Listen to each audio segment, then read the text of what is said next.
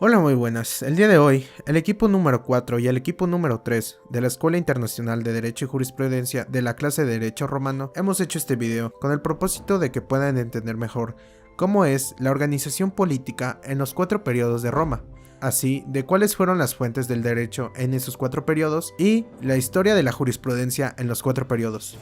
Sin nada más que comentar, comencemos.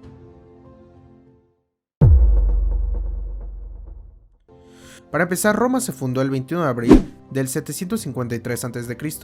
Roma fue gobernado por 7 reyes en este periodo. El primero que fue Rómulo, el segundo fue Numa Pompilo, el tercero fue Tulio Hostilio, el cuarto fue Anco Marcio, el quinto fue Tarquino Prisco, el sexto fue Servio Tulio y el último rey de Roma fue Tarquino el Soberbio. En la monarquía, ¿cómo estaba conformada la organización política? El rey era el que tenía las potestas del pueblo romano. Era jefe militar, jefe de la religión, legislador único, juez único y administrador de Roma. El rey era la autoridad máxima en el pueblo romano. Después estaba el Senado. Habían dos tipos en el Senado: ancianos sabios elegidos por el rey y los jurisprudentes y los sabios religiosos. La función del Senado era aconsejar al rey y presentar los candidatos para la sucesión al trono real. Y luego, por último, estaban las asambleas populares. Existían dos tipos de asambleas populares. Al inicio era por curias, y después, cuando entró Servio Tulio con su reforma, existió otro nuevo comicio, el comicio centuriado. Las funciones de estos comicios o asambleas era la elaboración del calendario, la recepción de los testamentos 2 veces al año, y estaban a cargo de los testamentos de los pater familias. Y lo más importante, elegían al rey y votaban las leyes. Fuentes del derecho en la monarquía. Durante este periodo existieron dos fuentes formales. La primera, el mores maiorum o la costumbre, en donde la potestas es de la comunidad política. La costumbre tiene dos elementos: es objetivo, que se refiere a la práctica reiterada de una comunidad, y es subjetivo o de valoración, que es el reconocimiento por parte de la comunidad de que la costumbre constituye derecho. La segunda fuente formal son las leyes regias, en donde la iniciativa era del rey, quien tenía la potestas, el voto de los comicios y la sanción del Senado. También existió una fuente informal en este periodo, y esa era la jurisprudencia. La primera etapa del derecho, una etapa muy importante, es la del arcaico. Esta etapa se caracteriza porque realmente el territorio era muy pequeño y al no haber un sistema revolucionado de derecho, se dejaban llevar por lo que el colegio pontifical decía, ya que la iglesia estaba pegada al gobierno y entonces por lo consecuente se dejaban llevar por lo que regían los antepasados para poder actualizar el derecho que tenían en ese momento. Organización política de la República Romana. En la República desaparece el rey y es sustituido por 2 cónsules.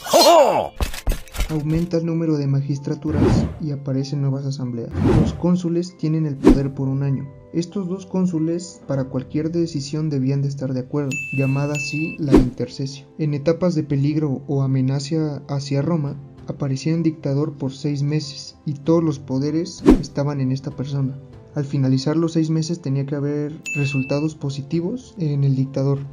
Las principales magistraturas son las siguientes: los pretores imparten justicia, los censores son los encargados de hacer el censo cada 5 años, los cuestores son los encargados de la recaudación de los tributos que había en Roma, los tribunos de la plebe tenían el derecho del veto. Voy a mencionar las asambleas. Estaban conformadas por el Senado, que es el organismo más estable, integrado por las personas más viejas y sabias. Se encargaban de permanecer bien la política interna y externa en Roma.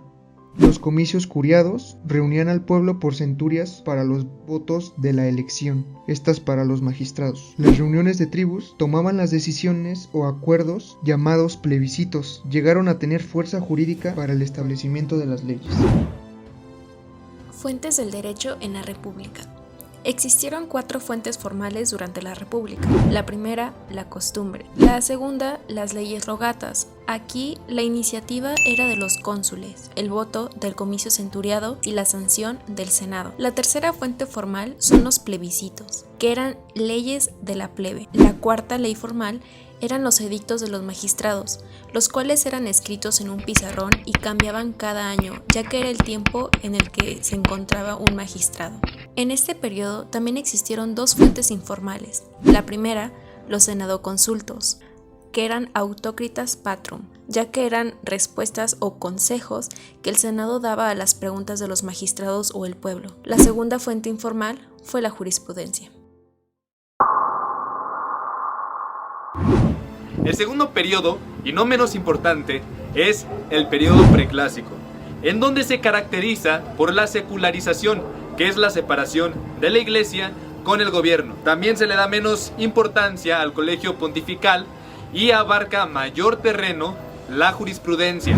Así como se dio la descentralización de la jurisprudencia solo siguió siendo un mero consejo, o sea, auctoritas prudens. Pero en el siglo III a.C., los jurisprudentes comenzaron a guiar a los magistrados en la toma de decisiones.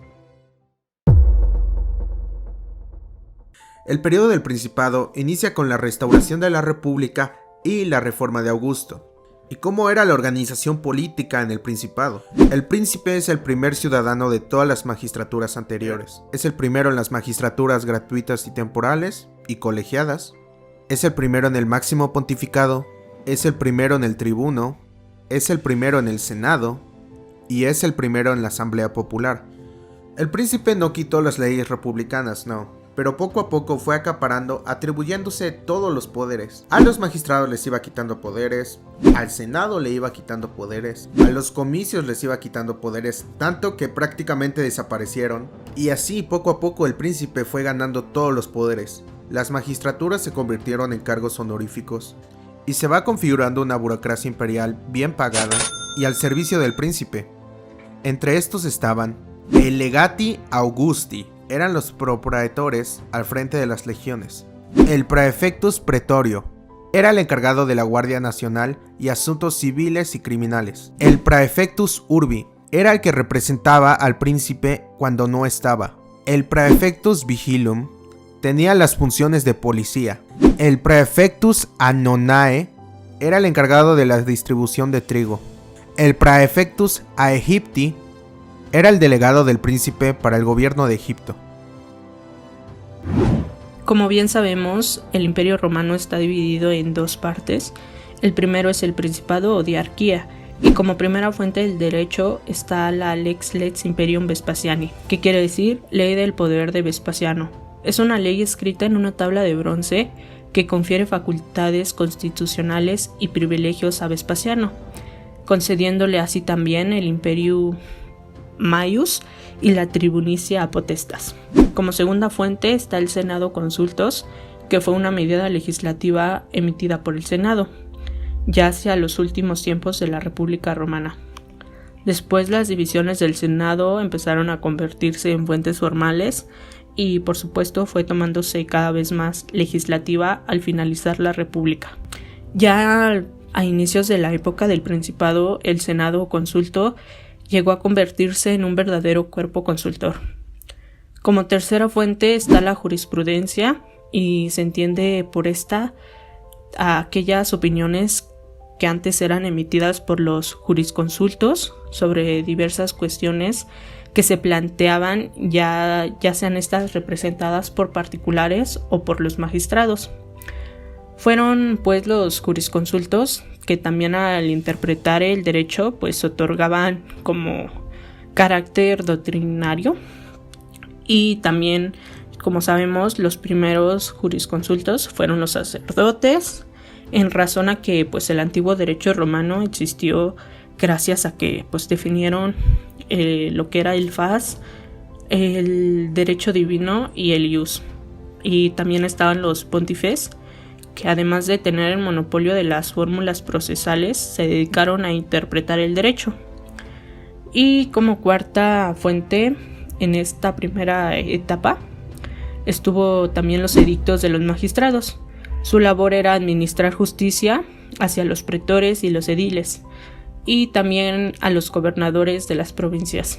Cuando uno de estos magistrados entraba en función, pues generalmente por el término de año, a inicios o finales, era usual publicar un edicto, es decir, pues una especie de programa en el que se exponía de forma en que se iba a desarrollar su magistratura. De esta manera aplicaban el derecho de una forma adecuada y así se iban presentando situaciones, pues los magistrados sabían cómo llevar a cabo ese proceso. Y vamos con el tercer periodo, que es el periodo de mayor brillantez para el derecho romano. Y estamos hablando, por supuesto, del periodo clásico, en donde entra al poder Augusto. No solo eso, sino que la jurisprudencia también tiene mayor poder. Es en el tiempo en donde tiene mayor poder, ya que se toma un método casuístico. Y además, el derecho de mayor calidad, que con el ius respondendi, la confirmación del emperador, podría convertir el derecho para casos futuros. Existen escuelas de derecho, y las más importantes son la sabiniana, de corte conservador y realista, y la escuela proculeyana, más innovadora e idealista. En el año 284, Diocleciano volvió a subordinar al ejército, ya que en la crisis del Principado, el ejército ponía y quitaba a los emperadores o al príncipe. Y como el imperio era muy grande, lo que hace Diocleciano es dividir el imperio en Occidente y Oriente. Diocleciano tenía la idea de formar la tetrarquía, que era que en cada parte del imperio debía de haber un Augusto y un César. Estos iban a ser elegidos por mérito propio. Pero esto solo causó más problemas en Oriente y en Occidente, porque tanto en Oriente como en Occidente, los emperadores no querían soltar el poder hasta morir, y los hijos de los emperadores creían que ellos deberían de ser el viceemperador. ¿Cómo era la organización política en el imperio? Para empezar, estaba el emperador, que contaba con todos los poderes que tenía el antiguo rey de la monarquía. Era el comandante militar, el legislador único y protector de la iglesia ortodoxa. ¿Cómo estaba centralizado el poder en la burocracia imperial? Para empezar estaba el Magister Officiarum. Controla a todos los oficia del imperio e informa al emperador respecto a todas las actividades de los súbditos y funcionarios. El eparca de Constantinopla era el responsable del mantenimiento del orden y el debido aprovisionamiento de la ciudad. Controlaba el comercio, la industria y en general la vida económica de la capital. El Quaestor Sacri Palatil, responsable de la seguridad del emperador, pero a partir de Constantino el Grande es el encargado de atender los asuntos judiciales, presentación de proyectos legislativos y referendo de decretos imperiales. El Praepositus Sacri Cubiculi era el funcionario de más alto rango. Cuando el gobernante llegaba al trono, el gran chambelán era el hombre más importante del imperio. El Sacrum Cubiculum era el que estaba a cargo de la administración de la casa imperial. El Sacrum Consistiarum del Concilium Princeps era el cuerpo consultivo selecto del emperador. Sus miembros debían de mantenerse de pie en su presencia. El Senado. El Senado era el cuerpo consultivo igual, enteramente subordinado al emperador, y a instancia de este, fungía como el más alto tribunal de justicia.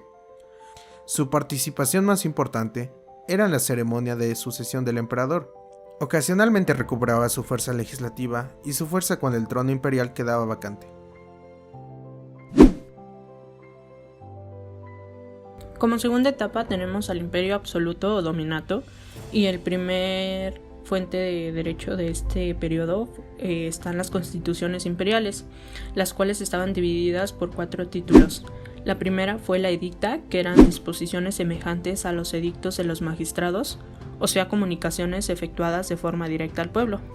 La decreta eran decisiones judiciales tomadas por el emperador como magistrado supremo de un juicio. Después estaba la rescripta, que eran las respuestas del emperador a un funcionario o a un particular acerca de una cuestión de derecho que se presentaba a una consideración. Después, por último, estaba la mandata, que consistía en instrucciones dirigidas a funcionarios, principalmente a gobiernos de provincias. Como segunda fuente del derecho estaba el Corpus Iuris Civilis, que quiere decir cuerpo del derecho civil. Estaba dividido en 4 libros. El Codex, que era el código, contiene leyes desde el emperador Adriano, Diocleciano y hasta antes de Justiniano. De igual manera era llamado por 12 libros, ya que pues el primero trataba del derecho eclesiástico, de las fuentes del derecho y de los oficios de los funcionarios imperiales. Desde el libro segundo abarcaba lo que era del derecho privado hasta el octavo. El libro noveno hablaba del derecho penal y el libro décimo hasta el 8º hablaba del derecho administrativo. El digesto, o también llamado Pandectas, es una colección compuesta por citas de los escritos de los grandes jurisconsultos clásicos. Los rectores del digesto se dividieron en 3 subcomisiones, las cuales la primera se encargó de realizar todo lo referente al derecho civil y al integrarlo se conoce como el nombre de Sabiniano. La segunda comisión revisó las obras con el derecho honorario, conveniendo de los edictos de los magistrados e integrando así el fondo editorial. Y la tercera comisión se encargó de realizar y analizar principalmente los escritos de Papiniano y otros jurisconsultos. Las instituciones, que era otro libro, hablaba sobre la sistematización del derecho privado y fungía como obra didáctica en las cuales estas estaban inspiradas en las obras de Gallo. Las novelas, que fue el último título, fue la compilación de las constituciones imperiales de Justiniano, en sí, pues sus leyes. Vamos con el último periodo, que es el periodo posclásico, que se caracteriza por la vulgarización del derecho y por el absolutismo. Esto abarcó desde el final del tiempo clásico hasta el 528 después de Cristo. Dentro de este periodo también hay mucha influencia del cristianismo, por lo cual se contrapone al derecho romano. Y no fue hasta la llegada de Justiniano al poder que por el digesto se crea el Corpus Juris Civilis, que este permite tener un sistema parecido a los anteriores periodos donde tuvo mayor auge el derecho romano, para tener un mejor gobierno y de esta manera volver a rescatar lo que había sido eficiente en algún tiempo del derecho romano y por lo consecuente de la jurisprudencia. Ya como por último paso para la centralización de la jurisprudencia en el imperio, el emperador Adriano les sugirió a los jurisprudentes que se unieran a su burocracia.